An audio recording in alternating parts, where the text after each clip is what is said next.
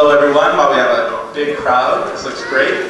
I am Mr. K. I teach at a local public school, and I also teach here at the Christian Language Center, which meets here at Damascus Road Church on Thursdays. And Caleb is going to set up our sound. So, and I hope you'll forgive me for reading my introduction verbatim. I wrote it this morning, and so verbatim here is a Latin word that means word for word, because I haven't had time to memorize this. Our mission here at the CLC is to fill our students' minds with beautiful language, thus our Shakespeare performances, with a focus on the languages of the cross, Latin, Greek, and Hebrew. We do it as a co-op, so our students just pay the fees and dues they need to cover the cost of the classes.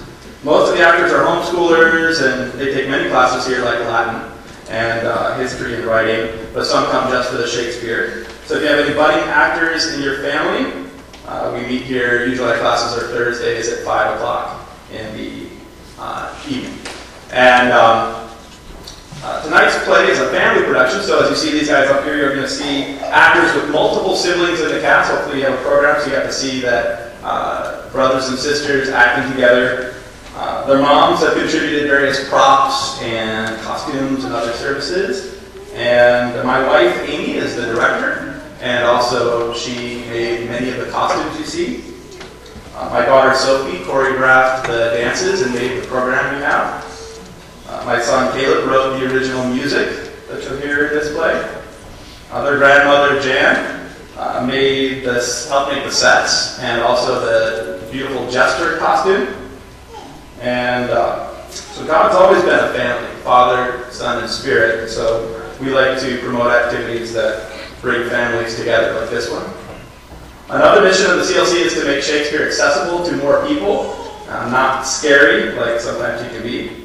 And I remember back in college, I spent the summer at Oxford, and I bought season tickets to see Shakespeare. And I always take the first 20 minutes of the play to try to really get a feel for where the plot was going and become acclimatized to the language. So I'm going to try to do here a little introduction so that your mind is ready when the play starts, and maybe it'll only take you 5 minutes to get adjusted instead of 20. So here we go. First, the setting of the play. It's set in a single town in Illyria, and if you don't know where Illyria is, it's not there anymore. It's not called Illyria anymore. It's right across from Italy, across the Adriatic Sea, and north of Greece, and today it's called Albania. And the action in the play vacillates between Duke Orsino's house and then also Lady Olivia's house. So you're only going to really see two different sets coming on and off pretty rapidly because the action changes place quickly between Duke Orsino and Lady Olivia.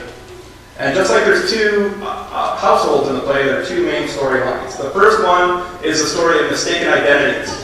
And that one revolves around a pair of a couple of siblings that happen to be twins, Viola and her brother Sebastian.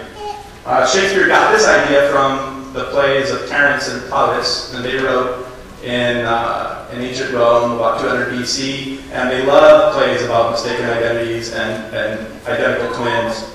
So this plot that you're going to see is more than 2,000 years old. Through a variety of circumstances in the play, the twins end up wearing the same clothes and in the same town, and they both think that the other one is dead.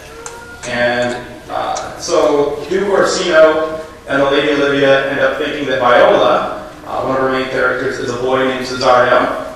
And then when her brother Sebastian shows up in the town, everybody thinks that he is Cesario. So a lot of the comedy, it's comic and confusing, the scenarios you can imagine that are going to come up. And in short, this part of the plot is about a duke who loves a lady named Olivia, who does not love him in return, and the twins get in the middle of it all. That's one half.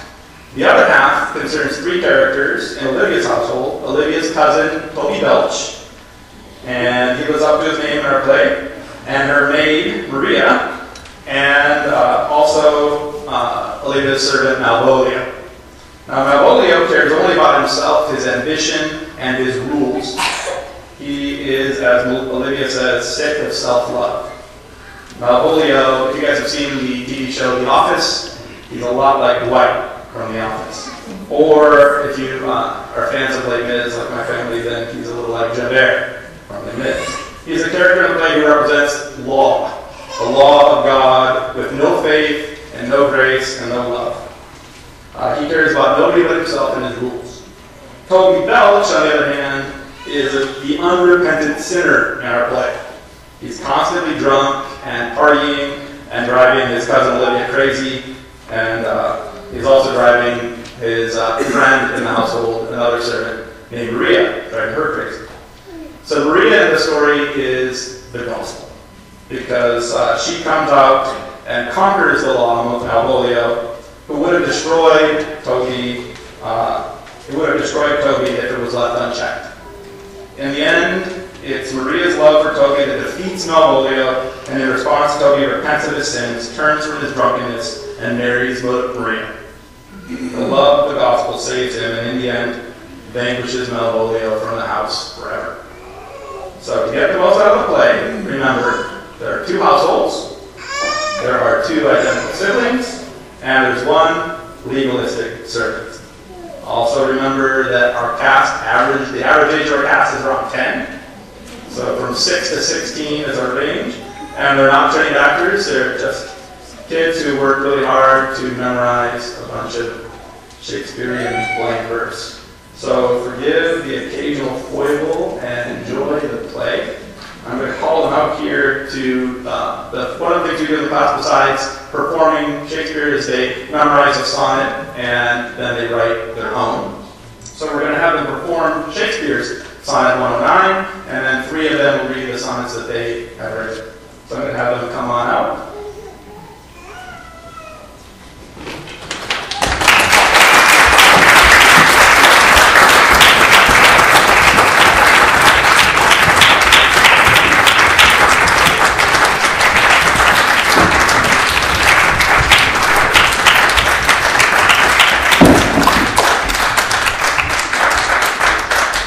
Okay, so this is Shakespeare's Sonnet 109. Oh, never say that I was false of heart, though absent seek my fame to qualify. As easy might I from myself depart, as from my soul within my breast doth lie. That is my whole love if I have ranged, like him that travels I return again. Just to the time, not that the time is changed, so that myself bring water for my stains. Never believe, though in my nature reigns, all frailties that besiege all kinds of blood, that it could so preposterously be stained, to leave for nothing all thy sum of good. For nothing this wide universe I call, save thou my rose, and if thou art my all. You guys can all go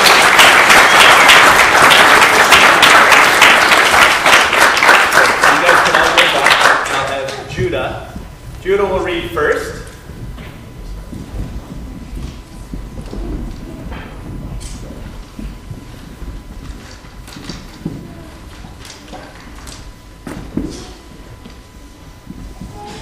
Oh, there's a dragon coming to attack. Peasants in the village running hiding. The dragon is ferocious, don't look back. Knights in armor with their horses riding. The dragon descends, knights ready to clash, with swords, bows, and arrows, and lances to fight. One knight swings sword, inflicts a huge gash. The dragon turns and takes head with one bite. No time for fear as I see the blood pool. Blood of the knight and the dragon both red. On into evening it runs a fierce duel. Knights are so weary, their hearts fill with dread. At long last, the scaly beast starts sagging. That is the end of fighting with dragon.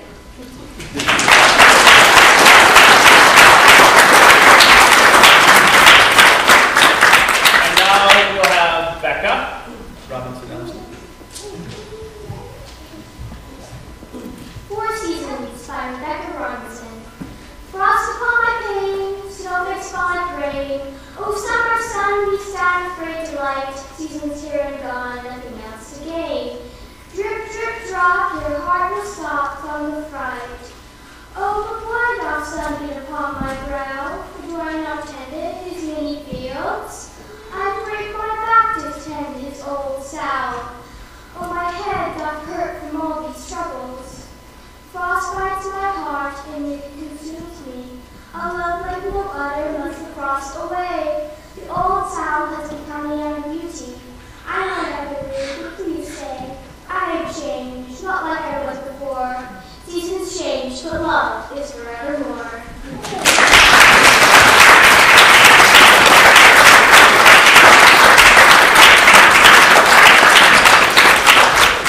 And the last sonnet of the night, we have Addie Mucklestone.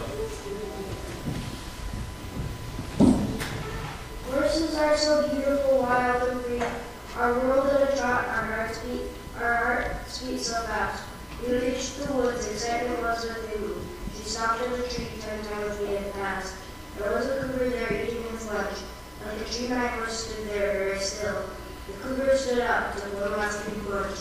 The bush did not budge when I thought of my will. Suddenly my horse was off like lightning. After that cougar raced through the grass. That cougar knew it really was so great.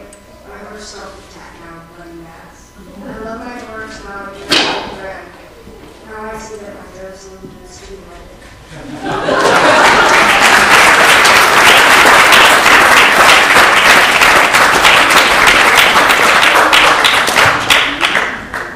Okay, so while our actors get settled, get their props ready, enjoy the overture to our play. It's a full overture and this was all composed by Caleb and Sophie.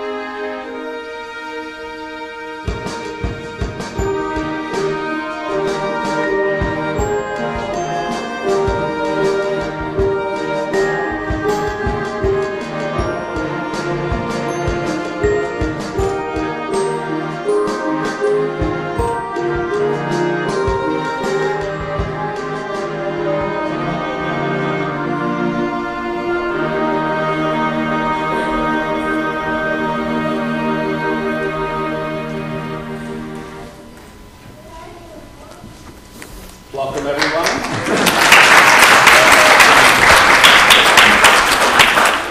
Welcome, everyone, to the Christian Language Center's production of William Shakespeare's Twelfth Night. This play is a comedy for the holidays because in Shakespeare's time, people on the 12th night of Christmas would play practical jokes on one another, as they do in our story. This is not the complete play, but an abridged version using Shakespeare's original language. And the announcer part has been added to help explain the difficult plot points and language. So, our story begins. in the romantic far-off land of Illyria, where Viola and her twin brother Sebastian have been separated in a terrible shipwreck. Note how similar these two appear. Nothing which comes afterward in the play will seem wonderful if you miss this one critical point. They're like mirror images of one another.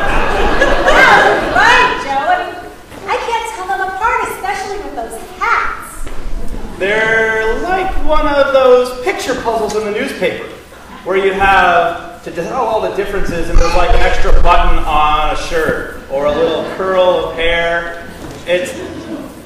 They're identical. Yeah. Now let me see. This one's Viola and that one's Sebastian. Is that right? No. This one is Sebastian and that one is Viola. Or is that one Viola and that one Sebastian? See, I've already lost track, just as you will. But I digress. As I was just saying, these two were separated. These two startlingly similar siblings separated in a terrible storm. But the brave sea captain rescues Viola and brings her to the land of Illyria. In Illyria, the Duke, Orsino, is terribly in love with the Lady Olivia. But Olivia's brother has just died, and she has sworn never to marry for 7 years.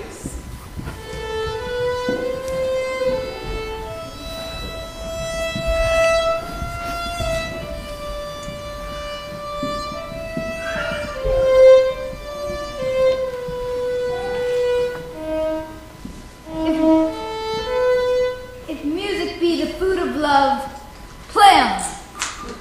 That strain again. It had a dying fall.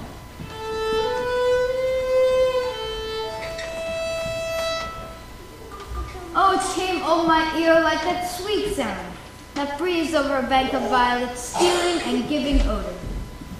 How now? What news from? So please, my lord, I do not return this answer till 7 years hence she has seasoned her brother's dead love. But the Duke thinks that so much love for a brother means Olivia will love a husband even more, especially himself. Oh, she had a heart of fine frame to pay this debt of love but to a brother. How she loved with one self king.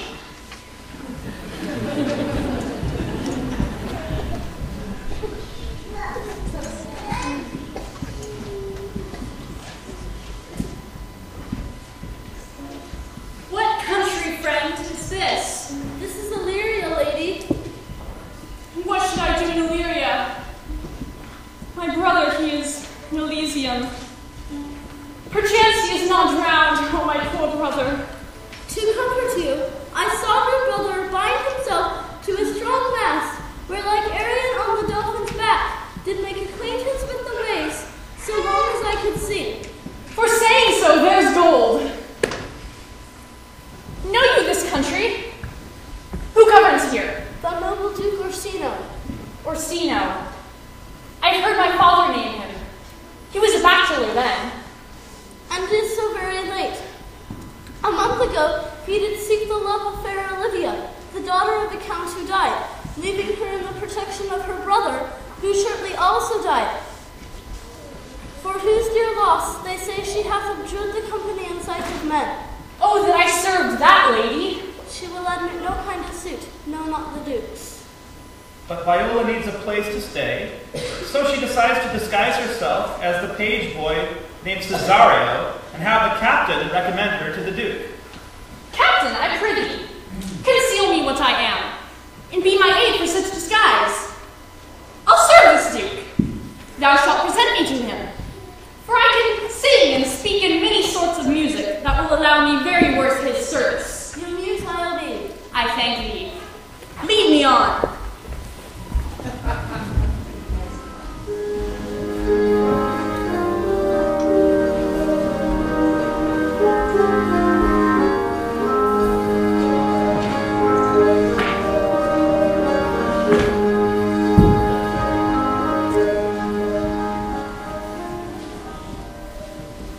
the Lady Olivia's garden, her drunken uncle, Sir Toby Belch, enjoys life.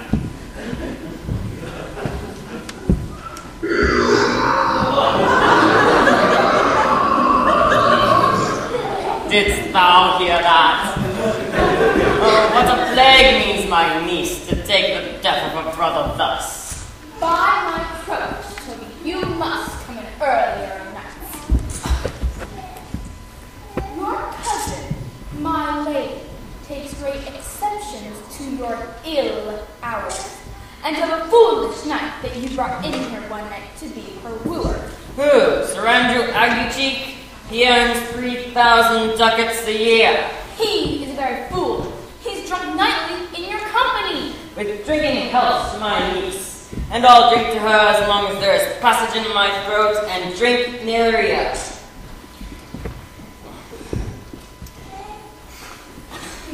What, wench? Here comes Sir Andrew. Sir Toby Belch, how now, Sir Toby?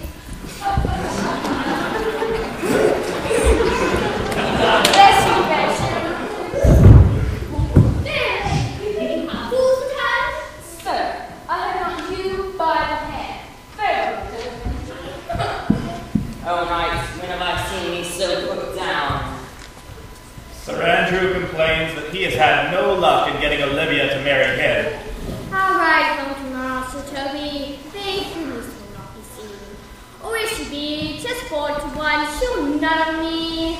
Tut, there's life in it, man.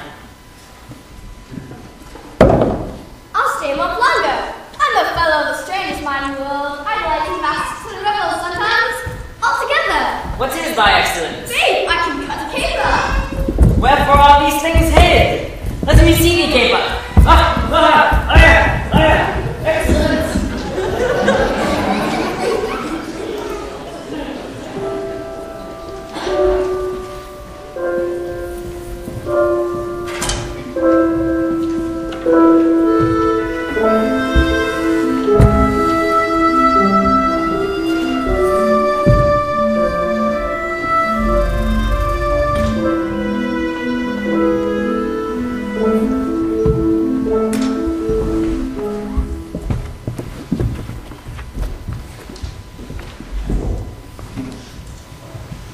In the Duke's palace, Viola is now known as the page boy Cesario.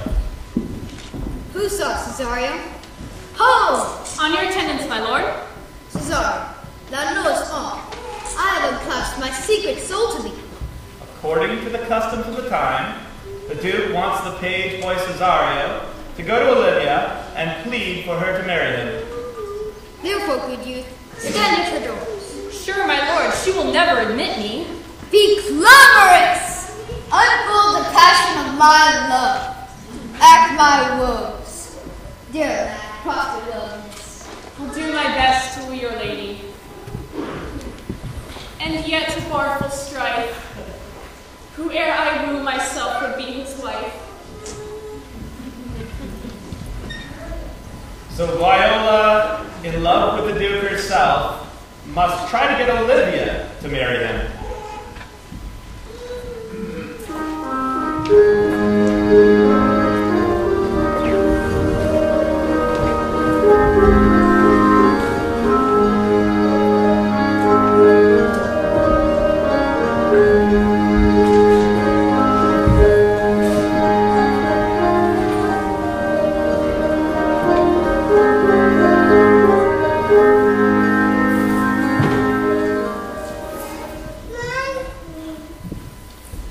But there is servant trouble at Olivia's house. Nay, tell her without despair. My lady will hang me for thy absence. You need your name for Mr. Better. Peace together, the people's lady. God bless you. Take the fool away. You know, gentlemen, take away the lady. Sir, I bade them take away you. Good Madonna, give me leave to prove you a fool. Can you do it? Good Madonna, why mournest thou?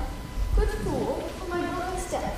Think his soul is in hell, Madonna. I know his soul is in heaven, fool. The more fool, Madonna, to mourn for your brother's soul being in heaven. Take the fool away, gentlemen. I marvel your ladyship takes delight in such a rascal. Oh, you are sick of self-love, Malvolio. For there is no slander in an allowed fool. Madam, there is at the gate a young gentleman, much desires to speak with you. Go you, Malvolio.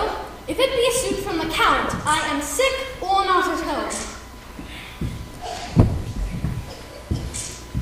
Oh, now you thoughts. By my honor, half drunk. Cousin. Well, it's all one. Go seek my cuz. He's drowned. He is but mad, Madonna, and the fool shall look to the madman. Madam, yon young fellow swears he will speak with you. I told him you were sick. He takes on him to understand so much and therefore comes to speak with you. I told him you were asleep. He seems to have foreknowledge of that too, and therefore comes to speak with you. What is to be said to him, lady? Of what personage in years is he? Not yet old enough for a man, nor young enough for a boy. Let him approach. Give me my veil.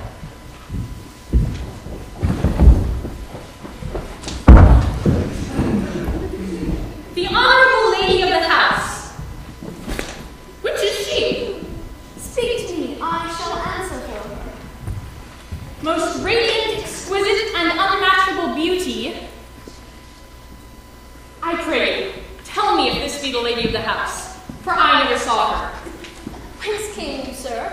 I can say little more than I've studied, and that question is out of my heart. Are you Canadian? No. Are you the lady of the house? I am. Then I will on with my speech in your praise. It alone concerns your ear. Give us this place alone. Now, sir, where lies your text? In Orsino's heart. Oh, I have read it. Have you no more to say?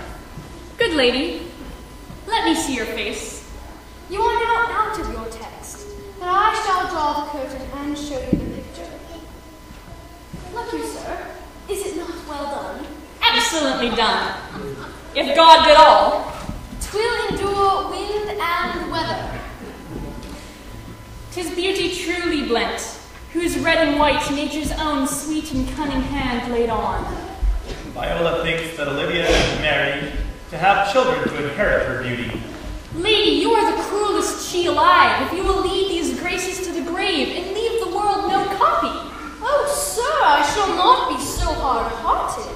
I will give out schedules of my beauty. It shall be inventoried as item 2 lips, indifferent red, item 2 gray eyes with lids to them, item 1 neck, 1 chin, and so forth. I see what you are. You are too proud. But if you were the devil, you were fair. My lord and master loves you. The Lord does know my mind. I cannot love him. If I did love thee in my master's flame, with such suffering, such a deadly life, in your denial I would find no sense. I would not understand it. Why would you?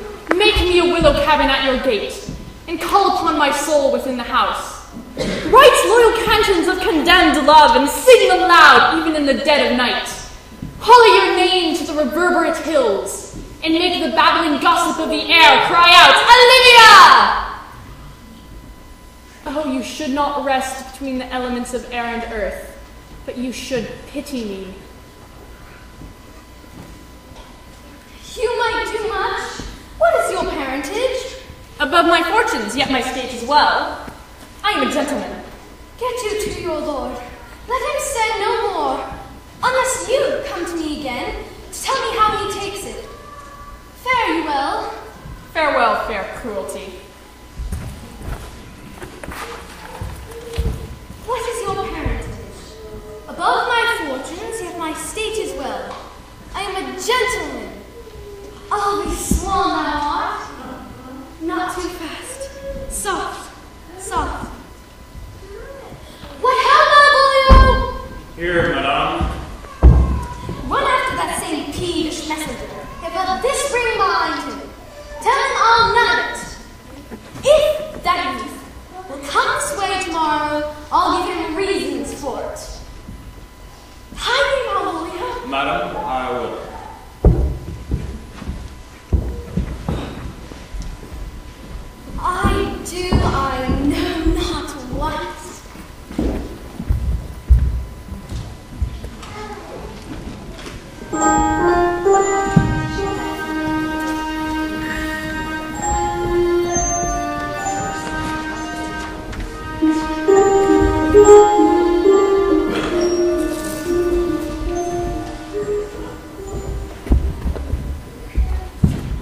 Now Viola's twin brother, Sebastian, comes to Illyria with the sea captain Antonia, who rescued him. Will you stay no longer? No, sir, you must know, Antonio. My name is Sebastian. My father left behind him myself and a sister both born in hour. Before you took me from the sea, was my sister drowned. Last the day. A lady, sir, the wit said, she much resembled me, was yet accounted beautiful. Let me be your servant. I am bound to the Count Orsino's court. Farewell.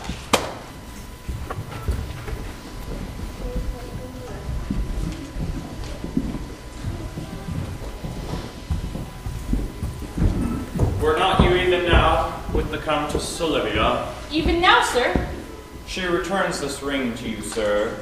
She adds, moreover, that you never come again unless it be to report your lord's taking of this. I left no ring with her. I'll none of it. Come, sir, you peevishly threw it to her, and her will is it should be so returned. There it lies.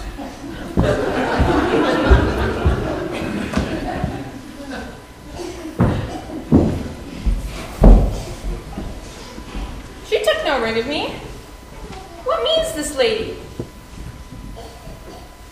Fortune forbid my outside have not charged her. She loves me, sure. Poor lady, she were better love a dream. My master loves her dearly, and I, poor monster, fond as much on him. And she, mistaken, seems to dote on me. What will become of this? Time, thou must untangle this, not I. It's too hard a knot for me to untie.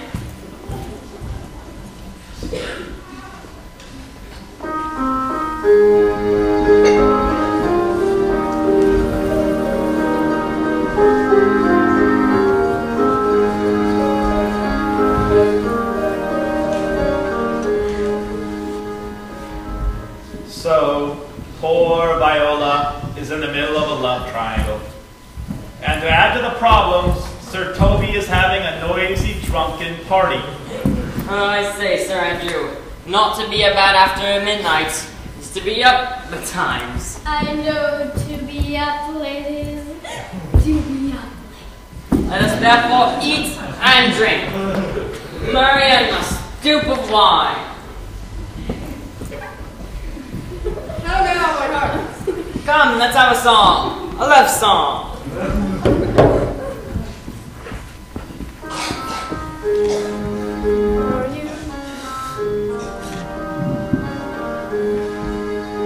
Oh, Mistress Bird, where are you growing? Oh, stay and hear your true love's coming, that can sing both high and low. Tripped over brandy sweeting, journeys and lovers meeting. Every wise man's son doth know.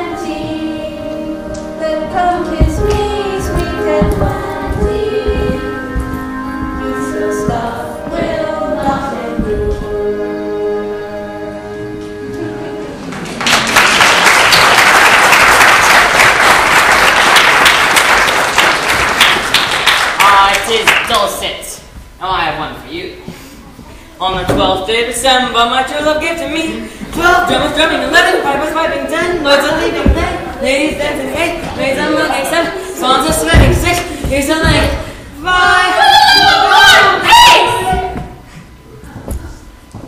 My masters, are you mad? Do you make an alehouse of my lady's house?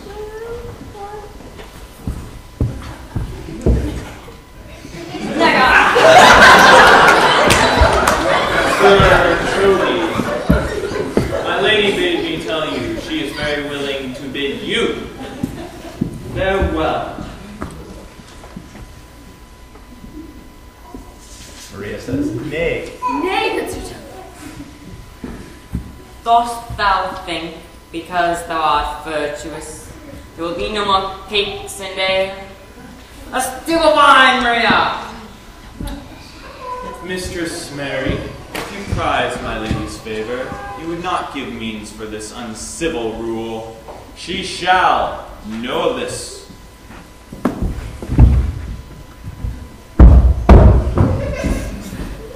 Go shake your ears! Sweet Sir Toby, be patient for tonight. For Monsieur Malvolio, sometimes he's a kind of Puritan. He thinks to all that look on his love letter. And on that vice in him will my revenge look. Maria plans to play a 12th Night trick on Malvolio. She will write a love letter and drop it where he'll find it. What wilt thou do? I will drop in his way some missiles of love. I can write very much like my lady, your niece. She will think, by the letters thou wilt write, that they come from my niece, and that she is in love with him. It will be admirable! Fourth royal, I will pledge you 3 and let the fool make a 4. Where shall find the letter? For tonight, to bed. Farewell. She's a good wench. She's a beagle, true bred, one that adores me. Come, Knight, send for more money. 'Tis too late to go to bed now. Come, Knight, come.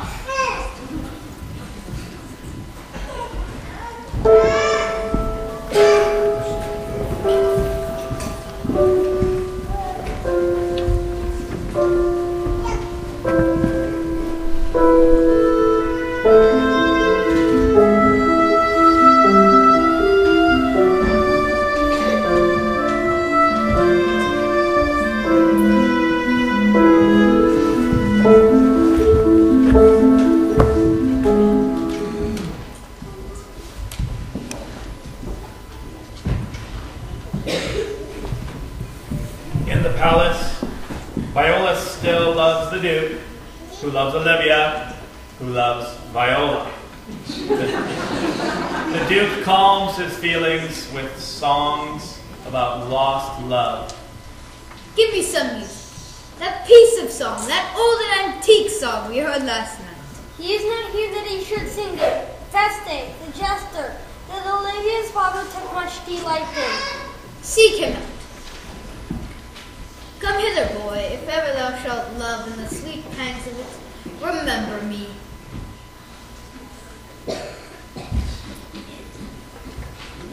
How dost thou like this tune?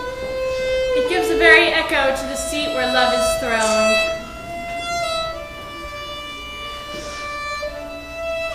Young though thou art, thine eye has stayed upon some favor that it loves. Hath it not, boy? A little. What kind of woman is it? Of your complexion. She's not worthy, then.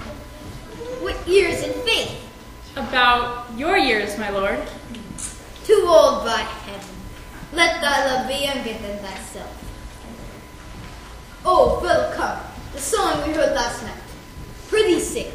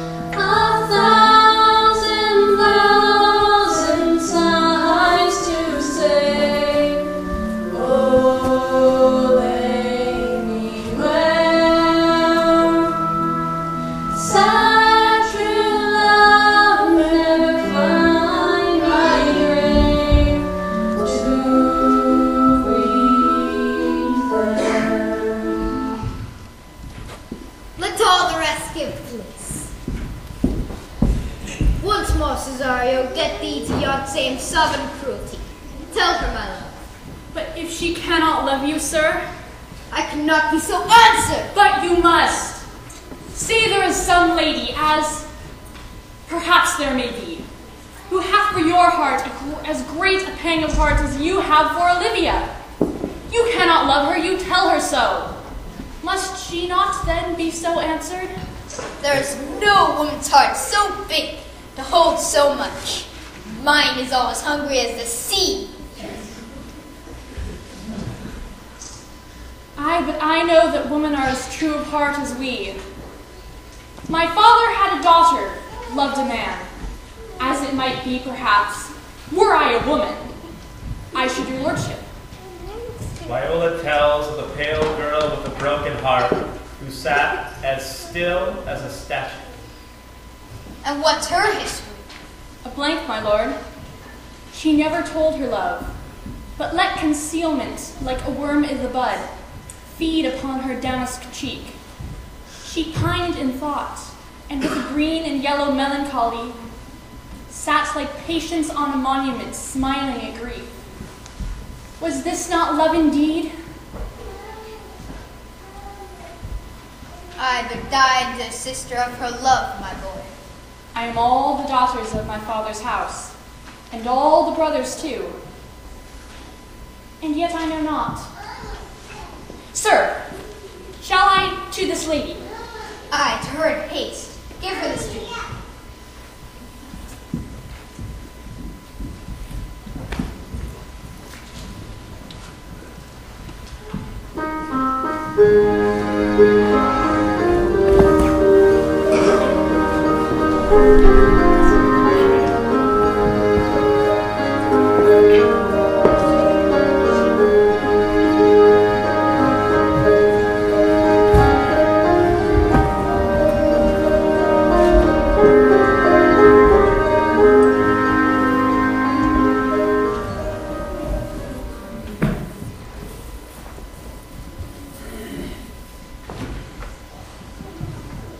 And now, Sir Toby and his friends plan to trick Malvolio with their false love letter.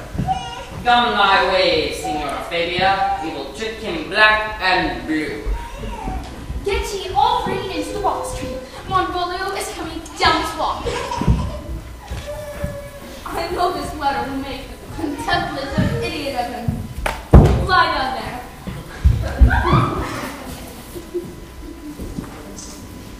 Malvolio enters, dreaming about the power he would have if he were married to Lady Olivia.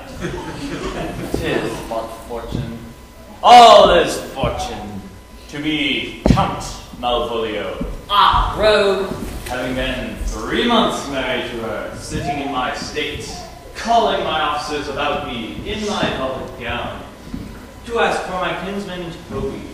Oh, that's I frowned a while, and perchance wind up my watch, or play with some jewel. Toby approaches, curtsies to me. Shall this fellow live?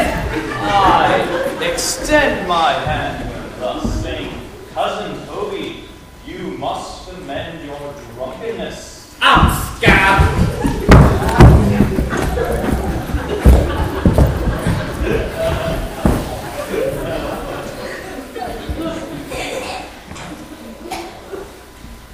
What employment have we here?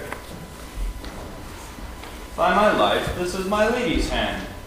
These be her very C's, her U's, and her T's. To the unknown beloved. Jove knows I love, but who? Lips do not move, no man must know. If this should be thee, Malvolio, Hang thee! I may command where I adore, but silence like a Lucretian knife with bloodless stroke my heart doth gore. M-O-A-I doth sway my life.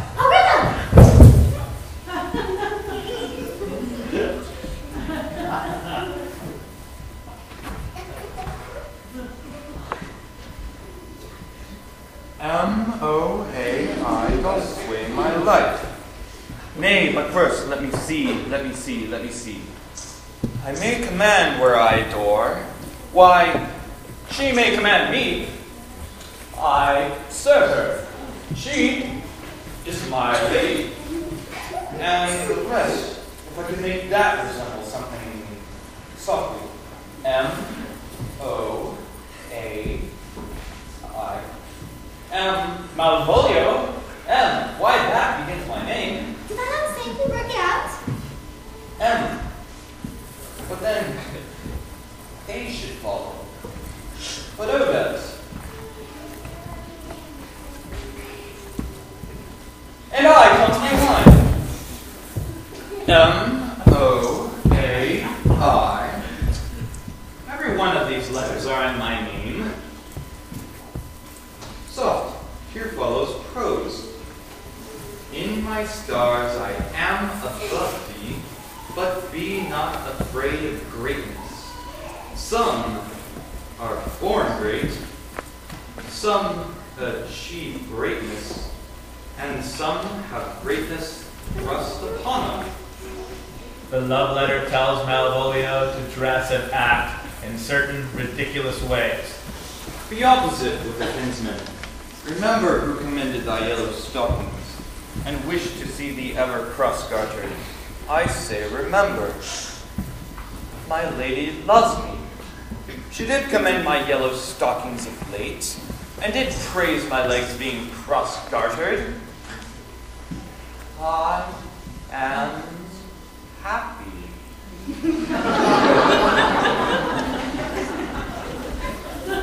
Here's yet a postscript.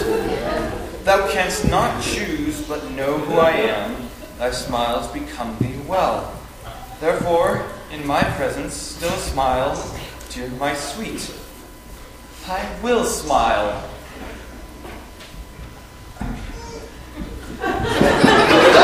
I shall do everything that thou wilt have me. I can marry this wench for this device. Nay, but did you? Does it work upon him? Yeah! Then if you see this boy, mark his approach before my lady. He will come to her in yellow stockings, cross-gartered, abashedly test. Smile upon her, which will now be so unsuitable that it will not but turn into notable contempt. Oh, thou most excellent devil.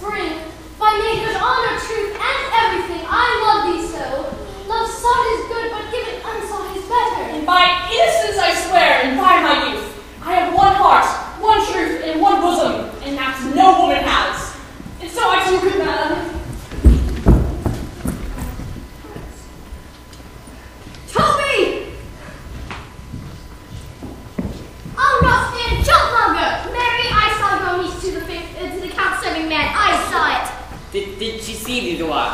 Please, I see you now. Fabia says Olivia was probably just trying to make him jealous. This was a great argument of love in her with you.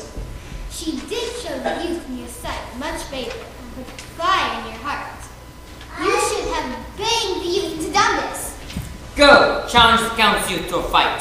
Hurt him in 11 places. Will either of you bear me a challenge to him? Go, write it in a martial hand. Be cursed and brief.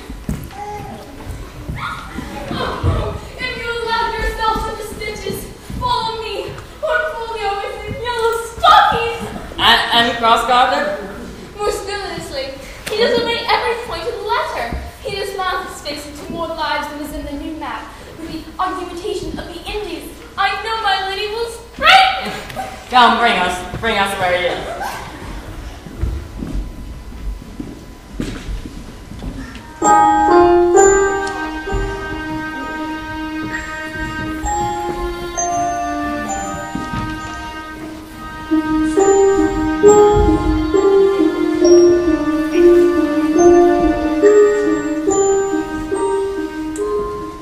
Meanwhile, Viola's twin brother Sebastian and his friend Antonio look around the town, but Antonio must not be seen because at one time he fought in a war against the Count.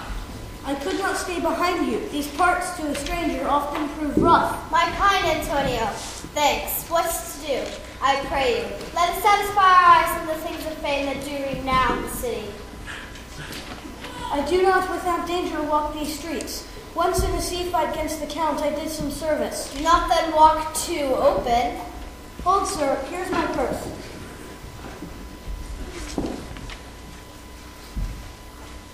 At the south suburbs, at the Elephant, is best to lodge. Why, I your purse? Haply your eye shall light upon some toy you hath desire to purchase. I'll be your purse bearer and leave you for an hour. To the Elephant.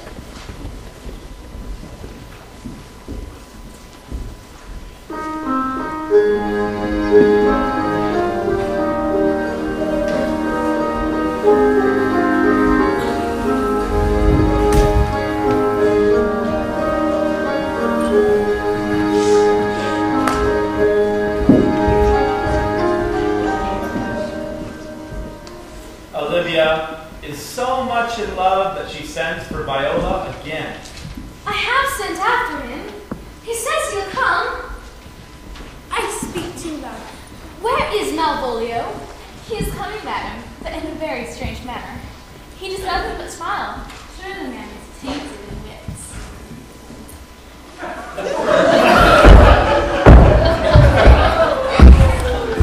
Sweet lady, ho!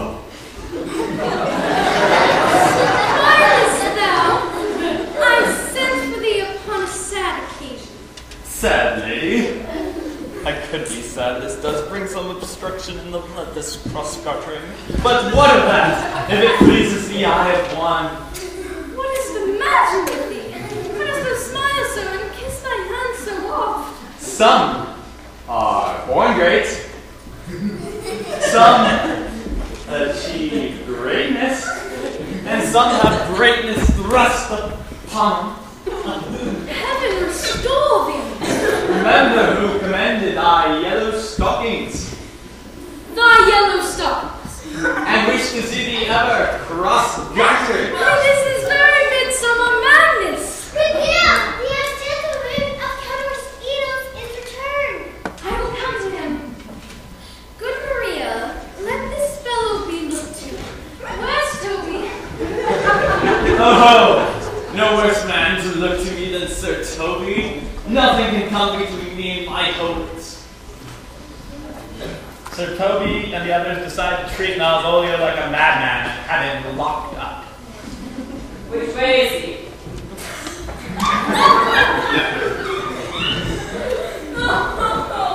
Thank God he's not bewitched. Get him to say his prayers, Mr. Toby. Go, hang yourselves all, you idle shallow things. Come, we'll have him in a dark room and bound. My niece is already in the belief that he is mad. Now, to entertain themselves even further, Sir Toby and the others plan a duel between Sir Andrew and Viola. Here's the challenge. Read it.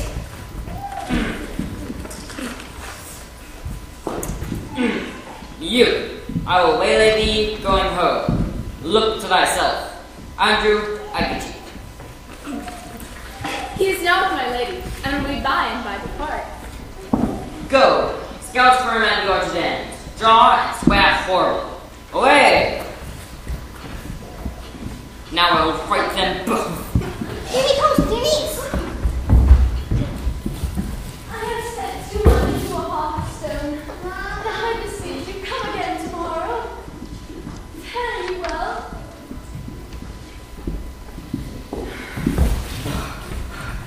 gentlemen, God save thee. Thy hunter waits thee at the orchard end. Draw, be quick, and deadly.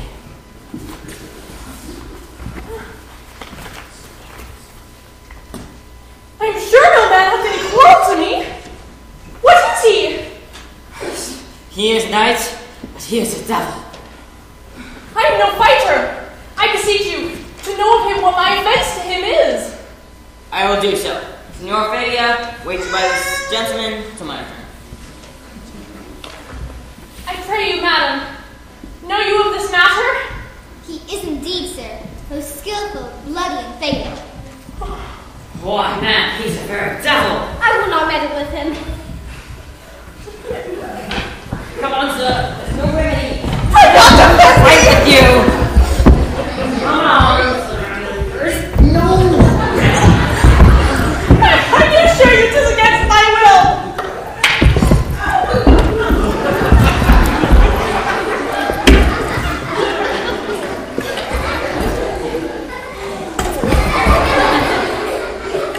Now Antonio steps in to defend Viola, whom he mistakes for his master Sebastian. Put up your sword. If this youth hath done any offense, I take the blame on me. Hold! Here comes the officers! The police have to arrest Antonio as an enemy of the country. Antonio, I arrest thee at the suit of Count Orsino. I must obey. This comes with seeking you. My necessity makes me ask you for some of that money. What money? I'll lend you something. Will you deny me all those kindnesses which I have done for you? I know of none, nor know I you by voice or any other feature. Come, sir, I pray you go. This youth that you see here, I snatched one half out of the jaws of death. Oh, Sebastian, shame! He named Sebastian! My brother went in this very color, fashion, and ornament. For him I imitate. Oh, if it prove, tempests are kind and salt waves fresh in love. A very dishonest boy, and a coward. I'll have to defeat him.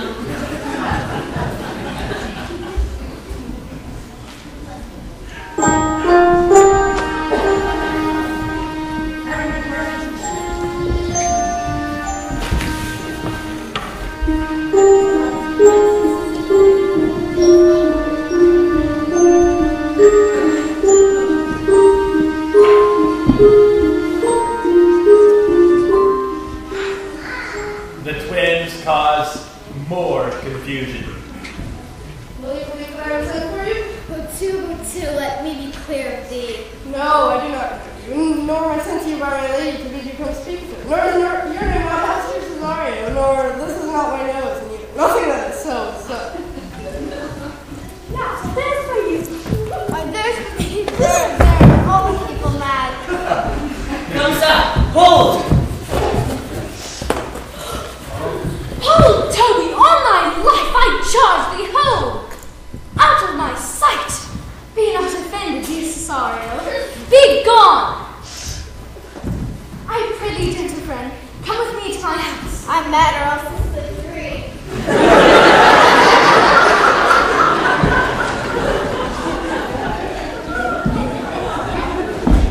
Now the jokers begin to tease Malvolio, who's been put into prison as if he's crazy.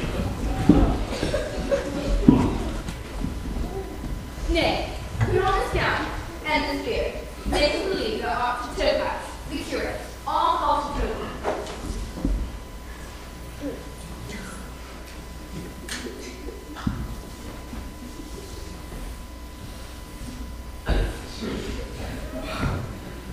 Jove bless thee, Master Parson. To him, Sir Topaz. What have I say? Peace in this prison.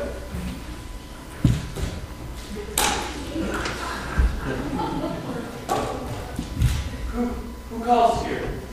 So Topaz is here. He comes with his mouth all over. Good Sir Topaz, please do not think I am mad. They laid me here in hideous darkness.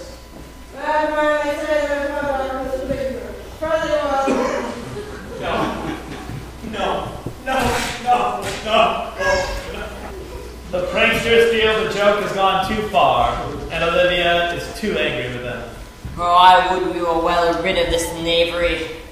If he could be delivered, I would he were. I am now so far in fence with my niece that I cannot pursue it any safety this was.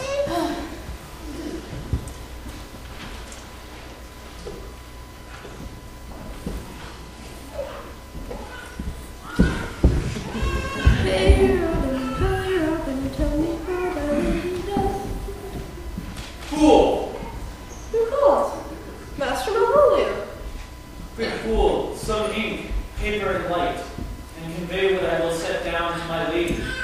I will help you, but tell me true, are you not mad indeed? Believe me, I am not. I will fetch you some light ink and paper.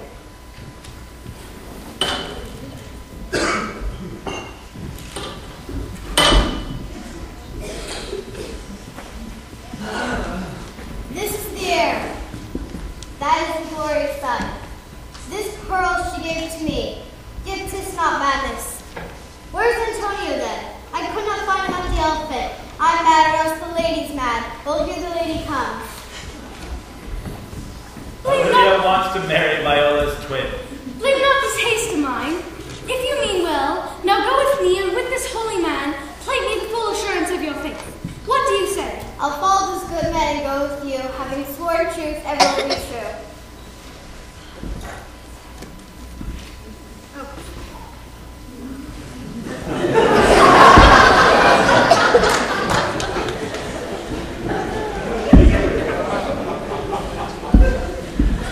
Now matters get even more confused.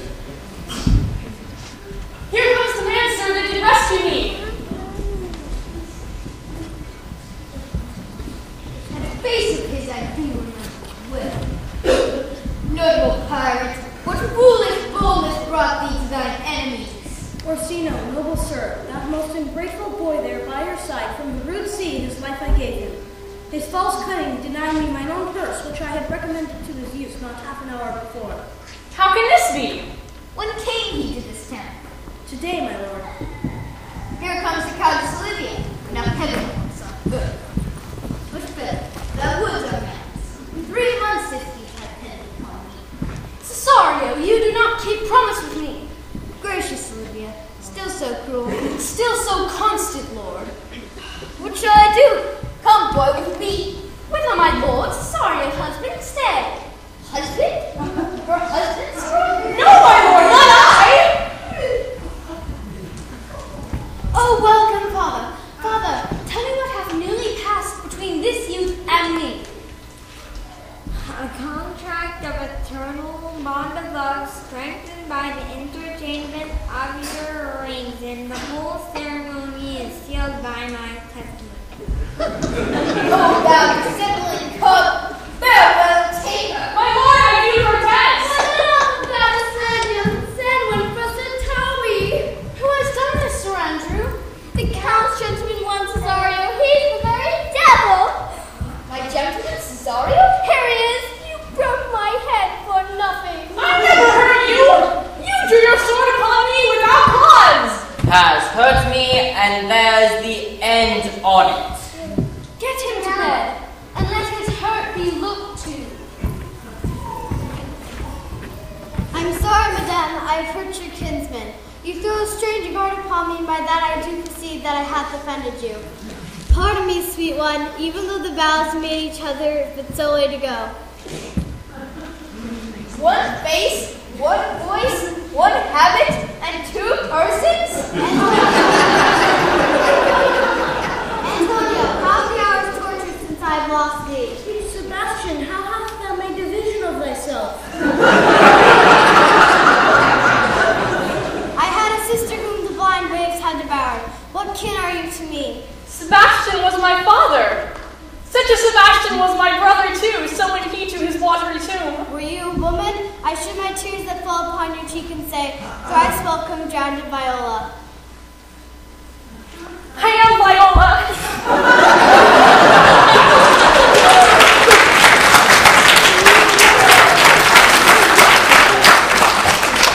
Circumstant lady, you were betrothed both to a maid and a man.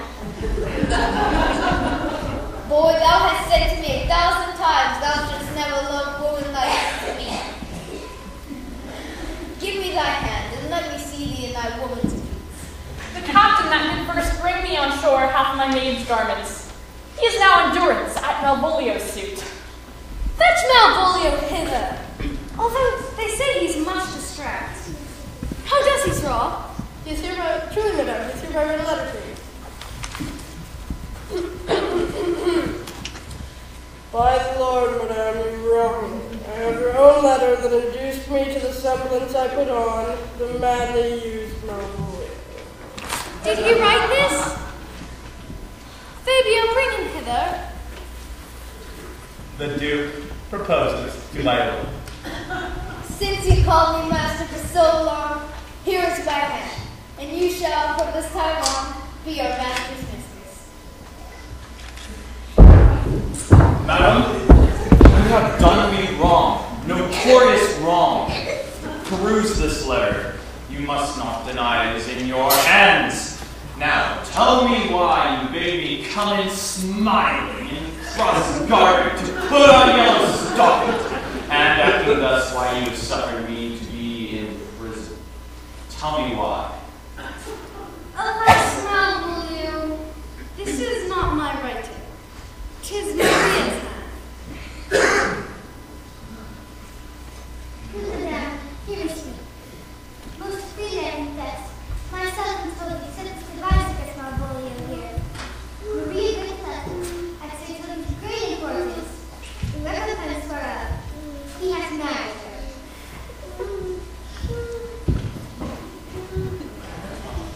I'll be avenged on the whole pack of you. He has been most notoriously accused. Pursue him and entreat him to a peace. A solemn combination shall be made of our dear souls. Cesario, come. For so you shall be while you are a man, but in other habits you are seen, Orsino's mistress and his fancy's queen. The Fool Festive ends the play with a song dedicated to the life of the madly used Malvolio.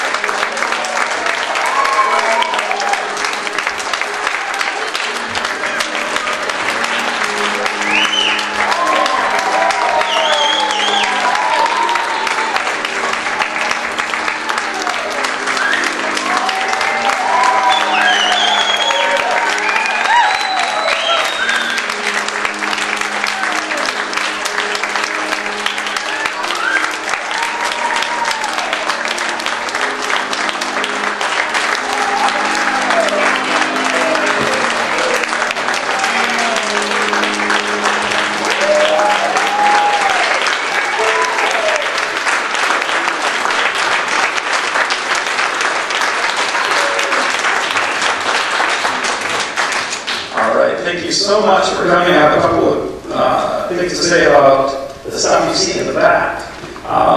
Sandy Cole, thank you so much for what she's done to set up back there. This is a fundraiser for the Shakespeare productions we put on. And the raffle, there's a raffle in the back. The raffle items are 6 homemade meals that serve 8 to 10 people. And the raffle table shows meal choices. And the tickets are $5 each, or 5 for $20. And not more than 100 tickets are going to be sold. So you have a pretty good chance of winning that. The raffle will close at 8:30. So from 8 to 8:30, there are also, I don't know what time it is right now. There are also refreshments, 30 minutes from when we start. There are also refreshments in the back, and you're welcome to help yourselves to those and talk a little bit about the food. 8:19. Thank you, Kay. Thank you, and there are also tables back there. Each of the kids has put together a table of services they're willing to do for the JCL. That's a Latin convention that we're going to at the end of April, and they're trying to raise money for their registration fees. So the JCL is a bunch of competitions in Latin and Greek and Roman history and culture. Let's see, each of they're labeled, and so they show what the kid will do for you, like big Malvolios. You can put together slideshows, and there are food items, and then, so just browse right there and see if you want to bid on any of the items that are back there, and support some of the actors you've seen. And for those things that you're bidding on, you can pay for them together at the end, and totals will be tallied for you at the raffle table after the raffle winner has been announced. So thank you everyone for coming, and well, we have another announcement. I just want Joni to come up here just for a second from all the parents of these wonderful actors and actresses. We just want to give a moment to give them a round of applause. You saw the result of what you can easily imagine. There's a lot of patience, a lot of hard work, and a vision. And for that, as all parents, I want to thank you for your vision and for working with our kids, and that we really can perform so much today.